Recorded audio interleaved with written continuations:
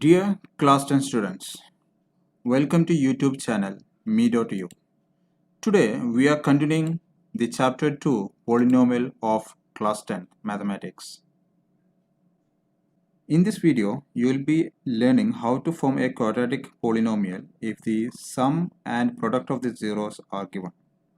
You know that the zeros of a quadratic polynomial are denoted by the symbols alpha and beta. Now, if alpha plus beta and alpha times beta, that is, the sum of the zeros and the product of the zeros are given, then the polynomial will be of the form x square minus alpha plus beta times x plus alpha times beta. That is, x square minus the sum of the zeros multiplied by x plus the product of the zeros.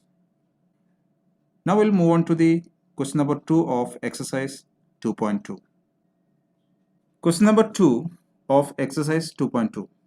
Find a quadratic polynomial each with the given numbers as the sum and product of its zeros respectively. The first sub question is given as sum of the zeros. Sum that is alpha plus beta equals 1 by 4 and product that is alpha times beta is negative 1. Now we know that if the sum and product of the zeros are given, that the quadratic polynomial is x square minus alpha plus beta times x plus alpha times beta. Now using this, we can form the quadratic polynomial here as x square minus the sum of the zeros. Here the sum of the zero is 1 by 4 times x plus the product of the zeros. The product of the zeros here is minus 1. Okay. So here there is a rational coefficient. So to remove the rational coefficient of this polynomial, you can multiply throughout by the denominator. So you can divide and multiply throughout by the denominator. So you'll get 4 is multiplied and 4 is divided. Okay, I'm multiplying and dividing 4 for the polynomial. So we'll get x square minus 1 by 4x minus 1. Now we'll multiply the 4 throughout the polynomial. So we'll get 1 by 4 in the outside. So this 4 will be multiplied inside. So it is 4x square minus x minus 4. Common coefficient is not required for the polynomial because if you are multiplying a polynomial, it won't affect the zero, the value of the zero. I will show one example. X minus 2 is a polynomial. What is the zero of this polynomial? So we'll equate this into 0. So the zero of the polynomial is x equals 2. Now when you multiply the complete polynomial with a number, that is 4. So if I am multiplying 4 times x minus 2, now also the zero of the polynomial is the same. X equals 2 is the zero of the polynomial. Multiplying or dividing a polynomial with any number will not affect the zero of the polynomial. So here the polynomial is p of x. The polynomial p of x is 4x square minus x minus 4. The second sub question, it is given that the sum of the zero, that is alpha plus beta equals square root of 2 and product of the zeros, that is alpha times beta, is 1 by 3. Now remember that the quadratic polynomial is x square minus alpha plus beta x plus alpha beta. So using this formula, we'll get the quadratic polynomial x square minus the sum of the zeros, that is root 2 times x plus the product of the zeros, that is 1 by 3. Now to remove the denominator, you can multiply throughout by 3 and divide by 3. So 1 by 3 will be outside. So multiplying each term by 3 will get 3x square minus 3 root 2x plus 1. So the polynomial, the required polynomial is p of x equals 3x square minus 3 root 2x plus 1. Now let's see the third sub question. In this question it is given that the sum of the 0, that is alpha plus beta, is given as 0 and product of the zeros, that is alpha times beta, equals root 5. Remember, if the sum and product of the quadratic polynomial is given, the quadratic polynomial will be of the form x square minus alpha plus beta x plus alpha times beta.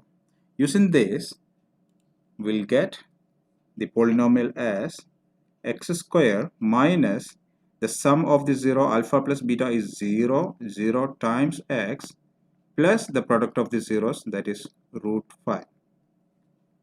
Now 0 times x is 0, so the required polynomial is x square plus root 5.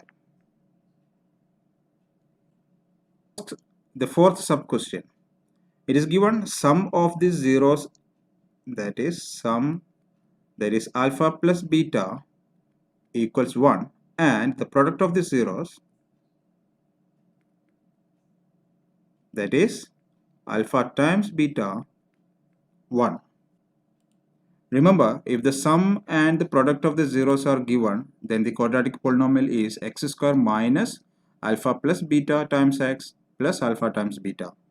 Using this, we'll get the polynomial as x square minus the sum of the zeros is 1, 1 times x plus the product of the zeros is again 1, 1. So the required quadratic polynomial is p of x equals x square minus x plus 1. The fifth sub question. It is given the sum of the zeros, that is alpha plus beta equals negative 1 by 4, and the product of the zeros, that is alpha times beta, equals 1 by 4. Remember, if the sum and the product of the zeros are given, then the quadratic polynomial is x square minus alpha plus beta x plus alpha times beta. So using this formula, we'll get the quadratic polynomial x square minus the sum of the 0 is minus 1 by 4. It is minus 1 by 4 times x plus product of the zeros, 1 by 4. Here you can see some denominator. So to get an integer coefficient, we can multiply throughout by the denominator number. So 1 by 4 will be outside. We'll multiply 4 with each terms. So we'll get 4x square minus of minus is plus 1x, that is x plus 1. So the required polynomial is p of x equals 4x square plus x plus 1. Now the last sub question. It is given sum of the 0, sum, that is alpha plus beta equals 4, and the product of the zeros, that is alpha times beta, equals 1. And you know that when the sum and the product of the zeros are given, the quadratic polynomial is x square minus alpha plus beta x plus alpha beta.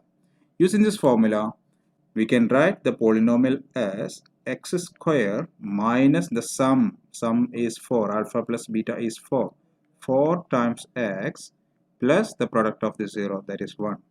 So the required polynomial is p of x equals x square minus 4x plus 1.